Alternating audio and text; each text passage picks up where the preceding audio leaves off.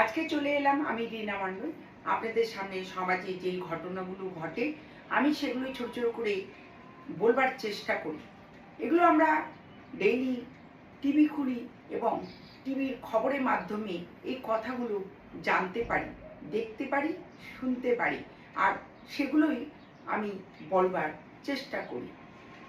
দেখুন, আজকাল বন্ধু বান্ধবী প্রত্যেক ঘরে আছে, প্রত্যেক বাড়িতেই কিছু মানুষের কিছু নির্দিষ্ট বন্ধু বান্ধবী থাকে। আমরা বন্ধু বলতে বান্ধবী বলতে কাকে বোঝাই?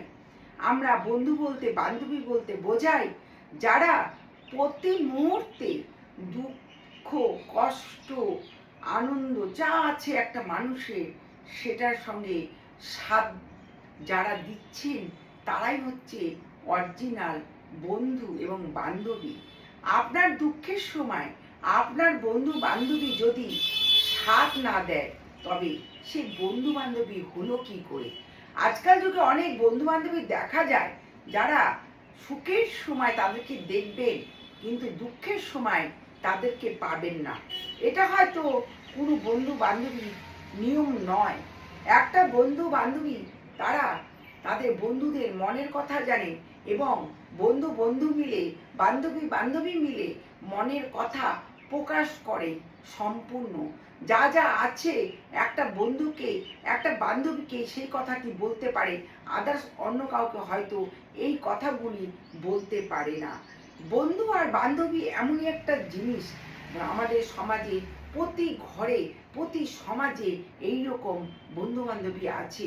কিন্তু আমি মনে করি, আমি দেখতে পাই অনেক বন্ধু বান্ধবী আছেন যারা সুখের সময় থাকেন কিন্তু দুঃখের সময় পালিয়ে যান।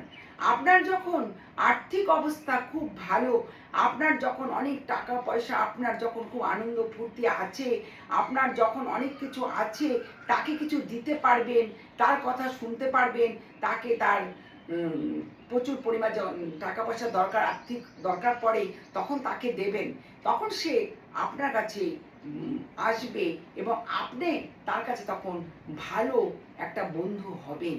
যখন দেখবেন আপনার আর্থিক অবস্থা খারাপ হয়ে গেছে, আপনি কোনো বিপদে পড়েছেন, তখন দেখবেন সেই বন্ধু বান্ধবী চলে যায়, তখন তারা সে বন্ধু হয়ে থাকে না।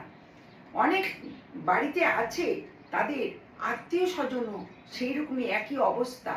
আপনার যখন ভালো থাকবে, আপনি যখন তাকে করতে পারবেন, আপনি যখন তাকে সাহায্য করতে পারবেন, খাওয়াতে পারবেন, জামা কাপড় দিতে পারবেন, তখন আপনার কাছে সে ভালোবাসে, আপনার কাছে অনেক আসবে, অনেক মিশার চেষ্টা করবে। এই অবস্থা, আপনি যখন বিপদে পড়ে যাবেন তখন তাদেরকে কিন্তু আপনি পাবেন না। যখন আপনার আর্থিক অবস্থা খারাপ হবে, আপনি যখন বিপদে পড়বেন, আমি দেখেছি আজকাল যুগে বিপদে পড়লে আপনি যখন আপনার ফ্যামিলি নিয়ে কোনো অসুস্থ অবস্থা হসপিটালে নিয়ে যাচ্ছেন, কোনো বিপদে পড়েছেন, তখন কিন্তু আত্মীয় স্বজন, বন্ধু বান্ধব, পাড়ার কিছু কিছু মানুষও সাথ দেয় না বা আপনার কাছে আসে না। কি হয়েছে দেখার দরকার আছে। একটা মানুষ যখন বাড়িতে তার বাড়ির আত্মীয় স্বজন খুব অসুস্থ নার্সিংহোমে ভর্তি হয়, তখনও কেউ দেখতে পর্যন্ত যায় না এবং বাড়িতে এসেও খোঁজ নেয় না।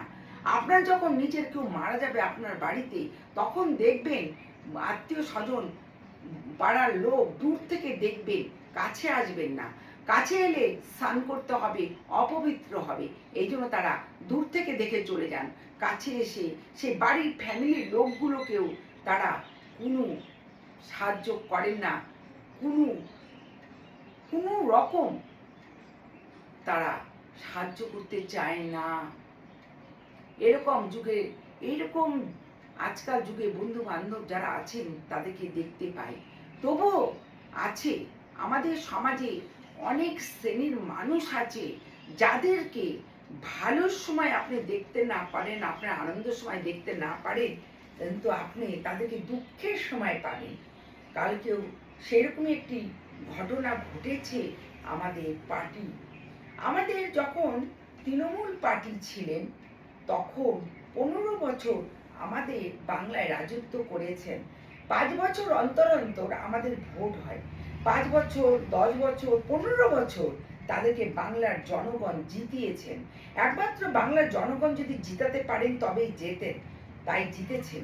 তখন 15 বছর কোনো কিছু তারা তাদের ভুল, চুরি, ছিনতাই যা যা করেছেন কিছুই দেখতে পাননি। এই যে গ্রামে গঞ্জে বিধায়করা যে কাজগুলো করেছেন, বালু চোর, জমি বিক্রি, এরকম অনেক গরু চোর, এরকম নানা রকম যে চুরি করেছেন, এই যে মাটির তলে টাকা পাওয়া গেছে, সেগুলো 15 বছরে দেখেনি। তারা 15 বছরে কোনো প্রতিবাদ করেনি। গ্রামে গঞ্জে তখন অনেক তৃণমূলের বিধায়ক ছিলেন, নেতা ছিলেন, তাদের কোনো বিচার তখন তারা করেননি, তাদেরকে মারেননি, তাদেরকে কিছু বলেননি।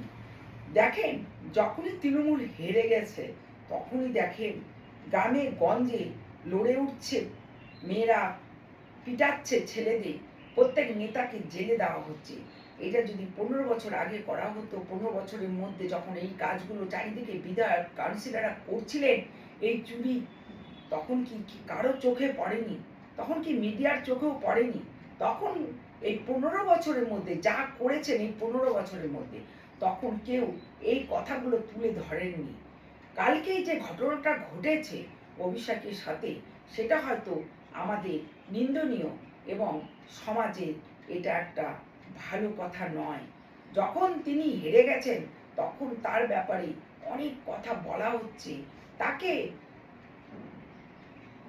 গ্রামে গেলে মারা হচ্ছে, মেয়েরা পিটাচ্ছে, জুতো দেখাচ্ছে, ডিম ছুটছে তৃণমূল নেতাদের দেখলে। সেটা কেন 15 বছরের মধ্যে করেননি? যদি এতই খারাপ হতো তাহলে 15 বছর আগে চেঞ্জ কেন করেননি? আপনারা 15 বছর ধরে তৃণমূলের সাথ দিয়েছেন, তৃণমূলের ব্যাপারে কোনো কথা বলেননি। অনেক অনেক উপর মহলে আমাদের মুখ্যমন্ত্রী মমতা ব্যানার্জির সাথে যারা ছিলেন, একদম সাথে ক্লোজ, তারাও এখন পিছিয়ে গেছে, কোনো ব্যাপারে তারা আগাচ্ছে না।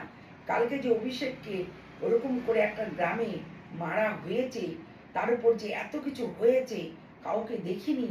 যেটা মমতা ব্যানার্জির খুব ক্লোজ বন্ধু বান্ধবী নেতারা ছিলেন, তারা কেউ এগিয়ে এসছে। এখানে দেখা গেছে এগিয়ে এসছে শোভন চট্টোপাধ্যায়, ওইদিকে আমাদের এদিকে খগেশ্বর। এরা কিন্তু যখন আমাদের তৃণমূল পার্টি ছিলেন, এরা কিন্তু দলে সেরকম আসেননি, দলে কোনো নেতাগিরি করেননি, কোনো টাকা চুরি চামারি করেননি। কিন্তু এরা এই বিপদের সময়, মমতা ব্যানার্জির বিপদের সময় এগিয়ে এসছে, দেখে খুব ভালো লাগলো। ভালো লাগলো যে আজও কিছু শ্রেণীর লোক সব জায়গাতেই, সমাজে বলুন, পার্টিগত বলুন, ভালো আছে। প্রত্যেক পার্টির মধ্যেই ভালো খারাপ দুটো মিলিয়ে থাকে। এই জন্য সবাই সবাইকে চোর বলতে পারে না, সবাই সবাইকে ডিম ছুঁড়ে মারতে পারে না। দোষ গুণ সবার মধ্যেই থাকে। সেটাকে আপনারা শান্ত করুন, শান্ত হন, বাংলাকে শান্ত করুন। এইভাবে বাংলাকে লজ্জায় ফেলবেন না যে বাংলায় এইসব কাণ্ডগুলো হচ্ছে। এই কাণ্ডগুলো হয়তো আমাদের মুখ্যমন্ত্রী, প্রধানমন্ত্রী করেন না, করেন যাদেরকে বিধায়ক, পঞ্চায়েত বানান, তারা এইগুলো করেন, কিন্তু দোষারোপ হচ্ছেন মুখ্যমন্ত্রী। শুনতে খারাপ লাগে, শুনতে খারাপ লাগে, দেখতে খারাপ লাগে। এবং একটা নিন্দনীয় ঘটনা কালকে ঘটেছে অভিষেকের সঙ্গে। এটা হয়তো আমাদের সমাজে বাঞ্ছনীয় নয়। এরকম সমাজে প্রত্যেক ঘরে ঘরে নিজের মানুষ, পার্টিগত নিজের মানুষ, যখন আপনি হেরে যাবেন, যখন আপনার আর্থিক অবস্থা থাকবে না, যখন আপনি বিপদে পড়বেন, সবাই তখন ছেড়ে চলে যায়। প্রকৃত বন্ধু তারাই যারা বিপদের সময় আপনার সাথে থাকে, তারাই হচ্ছে প্রকৃত বন্ধু। এইরকম বন্ধু আমাদের সমাজে কয়জন আছে বলুন তো? সেটা পার্টিগত বলুন, সেটা আপনাদের ঘরে ঘরে বলুন, এইরকম বন্ধু, প্রিয় বন্ধু কজন পাওয়া যায়? কালকে আমি শোভন চ্যাটার্জিকে দেখেছি, উনি এগিয়ে আসছে, খুব ভালো লেগেছিল। খারাপ ভালো সবার মধ্যেই আছে, সেটা আমরা এই যে কালকে ঘটনাটা ঘটেছে আমরা দেখে খুব লজ্জিত হয়েছি। কারণ 1 মাস আগেও ইনি ইনারা আমাদের বাংলায় নেতা ছিলেন। আর ইনাদেরকে এইভাবে যেখানে সেখানে বড় বড়, সেখানকার সৌগত রায়কেও দেখলাম ডিম ছুঁড়ে মারা হচ্ছে, চোর বলে স্লোগান করা হচ্ছে, মমতা কোর্টে গেলে তাকে স্লোগান দেওয়া হচ্ছে। এগুলো মনে হয় আমাদের বাংলার জন্য নিন্দনীয় এবং বাঞ্ছনীয় নয়, কাম্য নয়। একজন হারতেই পারে, হারলে যে হারবে তাকেই এরকম করে প্রতিশোধ নেওয়ার আমার মনে হয় না সমাজে একটা বাঞ্ছনীয় এবং লজ্জাজনক ঘটনা। যারা হারছে তাদেরকে, যারা আসছে তারা পিটাচ্ছে, অপমান করছে, এটা কারো পক্ষে, কোনো পার্টির পক্ষে এটা আশাজনক না, এটা নিন্দনীয়। আমরা প্রত্যেকবার ভোট দিই অনেক কষ্ট করে, আমরা এগুলো দেখতে চাই না। এগুলো হয় বলেই আমরা বাংলাতে ভোট দিয়ে পার্টি পরিবর্তন করি।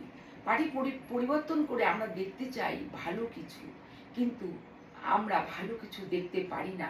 হার জিত সবার মধ্যেই আছে।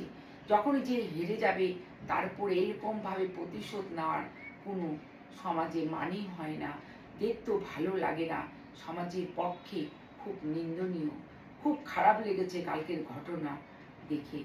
এই ঘটনাগুলো যদি আগে প্রতিবাদ করতো তাহলে এত দূর এত চুরি চামারি হতো না, এত কিছু হতো না। এগুলো আগের থেকে প্রতিবাদ করা দরকার ছিল। যখন যারা থাকেন তাদের পক্ষে কেউ বলতে সাহস পান না, তাদের পক্ষে কেউ তখন কোনো কথা বলেন না। যখন তারা হেরে যান তখন তাদের উপর অত্যাচার চলে। এগুলো আমাদের সমাজের পক্ষে প্রশংসনীয় নয় এবং সমাজে এগুলো কেউ